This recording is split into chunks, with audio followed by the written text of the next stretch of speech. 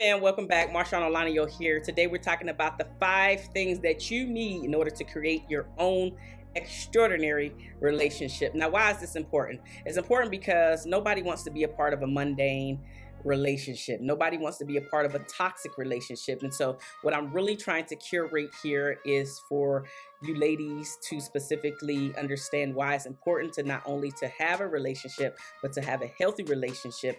And on top of a healthy relationship, how to cultivate and create an extraordinary relationship, because who doesn't want to be a part of an extraordinary relationship? I mean, it is something that we should all strive for. It is something that we can all attain. It is not something for others that they can only get it and you can't. And so I want to impart the information that I wish I got when I was a child or when I was living at home, and the information that I feel that we should have received. I'm saying we because you're here listening to this, because you're also trying to figure out how to create your own extraordinary relationship. And so I want to impart 5 things that I think could make your relationship that much better. And really, when I say better, I mean extraordinary. We're not even going for good. We're not going for great. We're going for extraordinary. So the first thing in order to create your own extraordinary relationship is for you to use this. What am I talking about? I'm talking about your eyes. I'm literally talking about your third eye. I'm talking about the vision. What is the vision that you have for your future relationship? And if you're in a relationship, if you're in a marriage and you have yet to have this conversation, I highly encourage that you have this conversation with your spouse. But before you even talk to your spouse about it, I want you to have an idea of what you want what's the vision that you want to have for your own relationship. The vision that makes your relationship, that makes your marriage extraordinary. Before you can go and ask these questions to your spouse, you first have to know the answers yourself, because this is how you create a dialogue. This is how you create connection. This is how you really start to create the life that you two are living together. Now, if you're single, you can do this on your own, and you absolutely should think about these things prior to get into a relationship. But if you're like myself, right, and you didn't get this information from your parent or your guardian, we're out here trying to figure out all of these things. And so you have to first use your vision. Where do you see your relationship or marriage being in the next year, in the next 5 years, in the next 10 years? How much life have you built together? Are there child or children involved? Is there property involved? How many vacations do you want to take? What does your bank accounts look like? Are they together? Are they separate? Right? As far as family members, are family members staying with you? Do you have a granny flat in the back? Like, just really being intentional about visualizing what your relationship will be like. Are you going on vacations together? Are you going separately? Are you doing them together and separately? Like, really taking the time to say, this is how I would like for my life to, and my relationship with my partner to be. So the vision is the first thing. The second thing is to cultivate a space of vulnerability where the both of you can be completely vulnerable about any and everything that you need to talk about. I'm literally talking about secrets that we have kept, that we have not shared with anybody.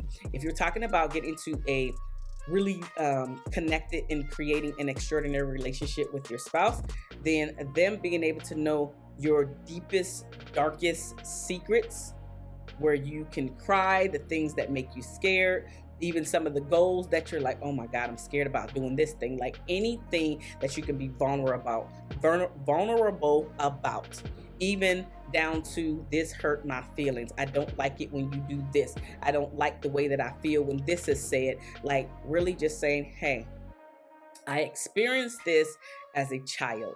This came up. You are triggering me. And maybe you're not using those particular words, but you know when something is annoying you, when something is frustrating, when something is irritating you, that is your trigger, right? So being able to connect those things. When you're getting annoyed and irritated, that is your trigger.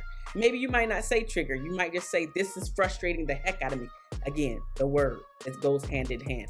All of this is to say, to be able to be as vulnerable as you can with your spouse. because until you can become vulnerable with your spouse, everything is superficial. And most people think that when they're holding on to their vulnerability, when they have built up this tall wall that nobody can get past it, you don't realize that you're also keeping yourself behind the wall.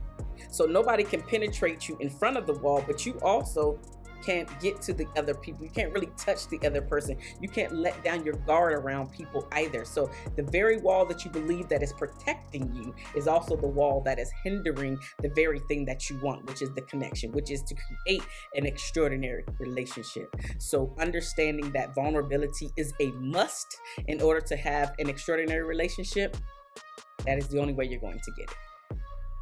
The third thing to think about is creating a safe space for your partner to be able to open up and be able to take off the mask that they have for the world and to be able to show you. So the safe space goes into the vulnerability, or they kind of go hand in hand. I remember when I was working with a client and she didn't understand why her man had shut down and was kind of compartmentalizing things that he shared with her. And after some coaching and some digging and some questions and everything, we basically got down to the point of where it was a safe space in the beginning, but then she realized that she had turned it into a toxic space where he had shut down that portion of his life or connectedness with her. And some of the things that she was saying, it's not important what she was saying, but knowing that she caused the space to not be safe anymore was eye-opening and revealing, because we have a tendency to always point this. We have a tendency to always point the finger. We always think it's the other person who is doing the wrong, who's not able to, connect with us for whatever reason, or that they're not opening up, they're not sharing. And we don't realize that we have a tendency to play a part in why that shutting down has happened, because in her case, they were having really open conversations. And when he was sharing some very sensitive information with her, she didn't realize her demeanor and the way that she was responding to him is what actually shut that conversation down, at least with her. Because the thing that most people don't realize is when the conversation gets shut down with you, that doesn't mean that your spouse is no longer having the conversation. They're just not having it with you any longer. And that can be a very dangerous game, because when we start to go outside and connect with somebody else, there's no way that you are now creating an extraordinary relationship with your spouse, because you don't have access to the full person. You need to have access to the full person. That safe space is very, very, very important. I was talking to a different client a few days ago, and she was telling me how her husband is oftentimes verbally abusive to her when things do not go in his favor. So I'm saying that because if this is not a safe space, she can be vulnerable with you, and then now you're name calling and trying to shame her into doing whatever it is that you want her to do, there's no way that you are creating connectedness, let alone an extraordinary relationship. The very thing that you are actually doing is repelling your spouse. You're creating distance that you don't even want to create because of this toxic thing, your mouth. So, vision, vulnerability about everything, creating a safe space. And if you have dismantled your safe space, now it's time to put it back together. It's time to apologize, recognize your flawed ways, apologize, and then giving your spouse the opportunity to start building trust so they can allow you back into that part of their world. Which brings me to point number 4. When you are trying to create and cultivate an extraordinary relationship, you have to prioritize that relationship. You have to prioritize that marriage. There is no way that Michelle Obama and Barack Obama have cultivated such a beautiful space without them prioritizing one another, without them prioritizing their relationship. And I was listening to her documentary on Netflix with Oprah, meaning Michelle Obama, and she was basically saying how there had been at least 10 years out of their 30-year marriage where she didn't even like Barack, and a lot of that but she also did say a lot of that did have to do with them having their children. And that happens with a lot of people, the disconnectedness, and you're trying to figure out this whole new life and how to be coupled with this other person in the way, obviously their children. That happens a lot, but they were able to turn things around and now they're connected once again. And so that's actually very normal.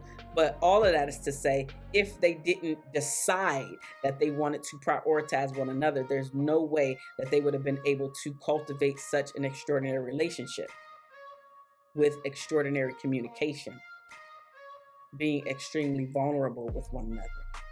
They had to create and cultivate safe spaces for one another in order for their marriage to last 30 years. Especially happy marriage. Because just because they have a lot of numbers behind their marriage, 30, 40, 50, 70 years of marriage, does not mean it's a happy marriage. And she was just being very candid. A lot of those years I wasn't happy. But they had to prioritize in order to get back to cultivating that extraordinary relationship. The fifth thing that you need in order to create an extraordinary relationship is literally to show love to your partner the way that they need to be loved. I say this one a lot here because it absolutely makes a difference. Because most of us show love the way that we want it. So out of the 5 love languages, if I'm a person that likes quality time and touch, those are my top 2, right? You're supposed to know your top 3 and showcase and share your top 3 with your spouse in order to have an extraordinary relationship. But today, let's just say 2, right? So quality time and touch, right? Those are my things. And I go and try to just impart quality time and touch. And I think that I'm showing him so much love. Well, he may not see it like that because his is words of affirmation and acts of service, right? And if I never show him love in the way that he needs it by acting, by showing acts of service or affirming him via my words, then he may think I don't like him at all. But I think that I'm giving him everything that he needs because I am spending time with him and I am being lovey-dovey with him, touching him. Those aren't his, those are mine, right? So we have to be very intentional and even know by having a conversation about what are your top love languages. And then you're displaying those. Now, each of us have all 5 at some point. Some are higher priority than others. However, if you can get at least 3 out of the 5 and constantly doing those 3 out of 5, you have a really good relationship. But we're talking about extraordinary. So if I know that my man's top 1 is words of affirmation, then I need to be giving words of affirmation at least once a day. And I'm saying once because that's at least every single day he's going to get something from me, whether we are together, whether we are apart, because I'm being very intentional. We have text, we have email, we have FaceTime, we have all of these ways to keep in contact with one another. So there is no reason for me not to prioritize and think ahead because my relationship or my marriage is that important. And so how important are you making your partner feel, as well as cultivating safe space, as well as having these very intentional conversations with one another? Because this is how you create an extraordinary relationship, by being very intentional about how you're showing up, the things that you are talking about, the things that you are not talking about, prioritizing one another, right? Making sure that they feel love and that you can have a conversation with them in the way that they need it. I am Marshawn Olanio. I am your favorite shift relationship strategist. If you need some help, there's my email down in the description box, as well as a link to sign up for your free coaching conversation. I love you guys, and there's nothing that you can do about it. And I will see you in the next video. Bye-bye now.